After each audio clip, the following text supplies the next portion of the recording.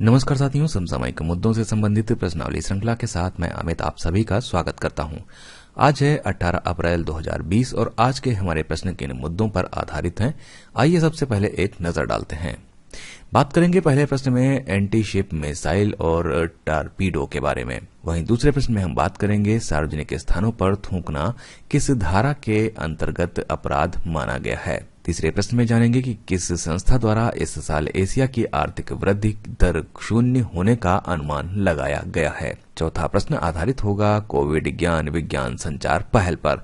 वहीं पांचवें प्रश्न में हम बात करेंगे गूगल द्वारा स्थानीय स्टोर्स की जानकारी के बारे में। कॉमिक पाठ्य पुस्तकों का इलेक्ट्रॉनिक संस्करण लॉन्च किया गया है, इसके बारे में हम बात करेंगे छठे प्रश्न में।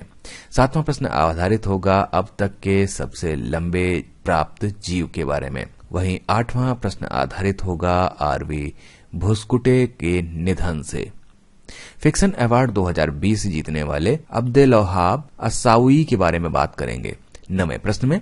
वहीं 10वां प्रश्न आधारित होगा पशुधन मालिकों के लिए एक स्वदेशी हर्बल दवा वर्मी वेट पर। तो हमारे पास पहला प्रश्न है, हाल ही में किस देश द्वारा भारत के एंटीशिप मिसाइल और टॉर्पीडो बेचने को मंजूरी प्रदान की गई है। हमारे पास ऑप्शन है जापान, अमेरिका, फ्रांस और रूस।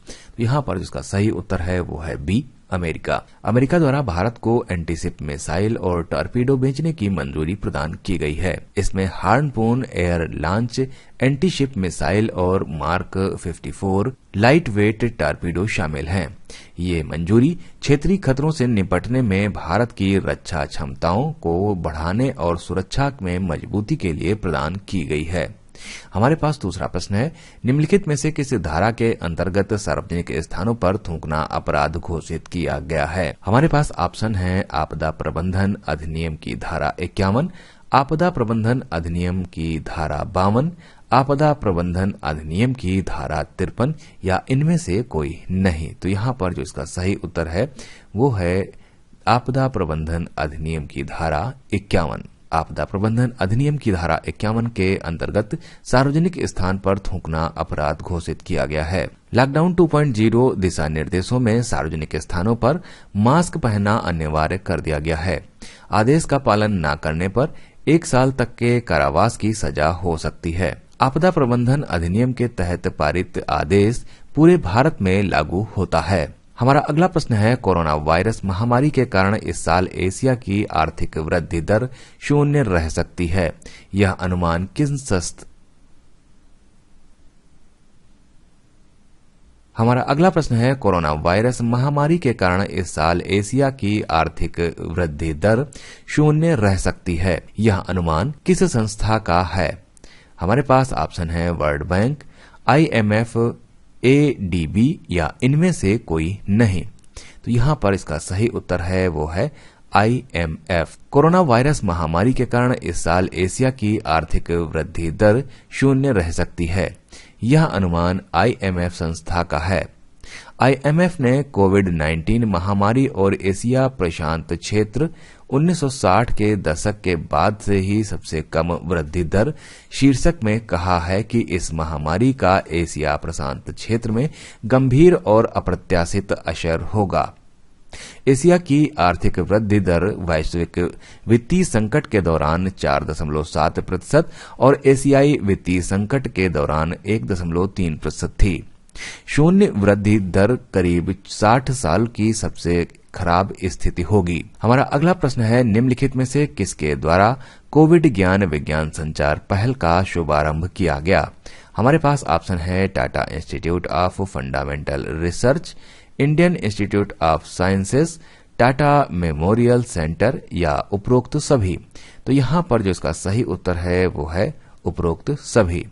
कोविड ज्ञान विज्ञान संचार पहल का शुभ आरंभ Tata institute of fundamental research, Indian institute of sciences और टाटा मेमोरियल सेंटर, इन तीनों द्वारा मिलकर संयुक्त रूप में किया गया है। यह एक बहुसंस्थागत बहुभाषी विज्ञान संचार पहल है जिसे कोविड-19 महामारी के वैज्ञानिक और तथ्यात्मक पहलुओं को सार्वजनिक डोमेन में लाने के लिए शुरू किया गया है। हमारे पास अगला प्रश्न है, गूगल द्वारा स्थानीय स्टोर्स की जानकारी देने के लिए निम्नलिखित में से किसे लॉन्च किया गया है। हमारे पास ऑप्शन है nearby spot, nearby store, nearby G store या इनमें से कोई नहीं।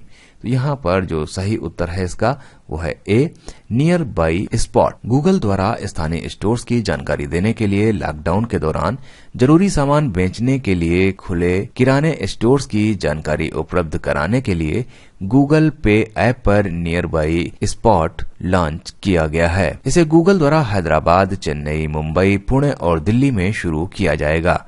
यह यूजर्स को पीएम केयर फंड या seeds, give India, United and charities and foundation जैसे एनजीओज में दान करने में भी सक्षम बनाएगा।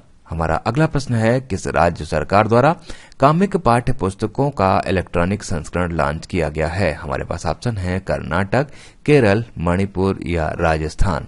तो यहाँ पर इसका सही उत्तर है वो है मणिपुर। मणिपुर सरकार द्वारा कक्षा तीसरी, चौथी, पांचवी के लिए कामिक पाठ्य पुस्तकों का इलेक्ट्रॉनिक संस्करण लॉन्च किया गया है।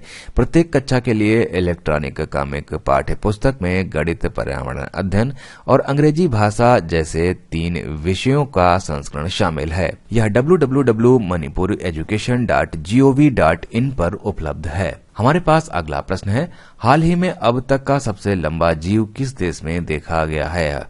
हमारे पास ऑप्शन है चीन, फ्रांस, ऑस्ट्रेलिया और जापान। तो यहाँ पर इसका सही उत्तर है वो है सी, ऑस्ट्रेलिया। ऑस्ट्रेलिया के शोधकर्ताओं ने निगालू तट के पास रिबन जैसा दिखने वाला सिफोनोफोर अपोलिमिया देखा है। जब शोधकर्ताओं द्वारा इसे देखा गया तब यह घुमावदार आकार बनाकर तैर रहा था और माना जा रहा है कि अब तक का देखा गया यह सबसे लंबा जीव है, जो लगभग 150 फीट लंबाई का है। हमारा अगला प्रश्न है, आर.वी. भास्कुटे का हाल ही में निधन हो गया।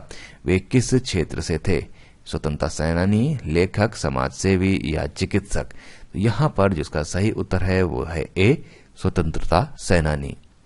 भारत छोड़ो आंदोलन में भाग लेने वाले स्वतंत्रता सेनानी वी.आर. भास्कुटे का निधन हो गया। भास्कुटे ने भूमि कानून पर बहुत सी किताबें लिखी एवं राज्य के आदिवासी इलाकों में बंधुआ मजदूरों की रिहाई और पुनर्वास के लिए निरंतर कार्य किया है। हमारा अगला प्रश्न है, 13वां अंतर्राष्ट्रीय अरब फिक्शन अवार्ड 2020 जीतने वाले अब्देलवहाब अस्साउई किस देश से हैं?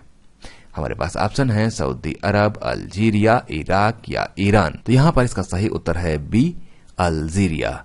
13वां अंतर्राष्ट्रीय अरब फिक्शन अवार्ड 2020 जीतने वाले अब्देलवहाब अस्साउई अल्जीरिया से हैं।